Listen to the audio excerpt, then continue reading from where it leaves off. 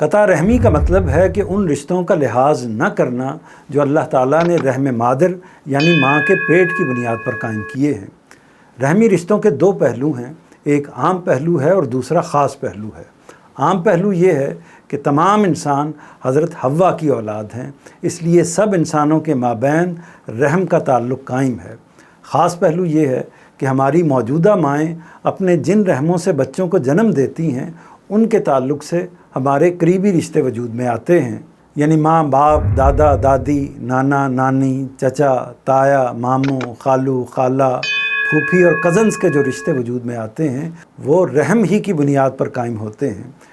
چنانچہ رحم مادر کو انسانی رشتوں میں بنیاد کی حیثیت حاصل ہے۔ انسانی معاشرت کا سارا نظام ان رشتوں کے باہمی ربط پر قائم ہے، اس لیے اللہ تعالیٰ نے رحمی رشتوں کو توڑنے سے منع فرمایا ہے۔ اللہ تعالیٰ کا ارشاد ہے، اس اللہ سے ڈرو جس کا واسطہ دے کر تم ایک دوسرے سے مدد چاہتے ہو، اور ڈرو رشتوں کے توڑنے سے۔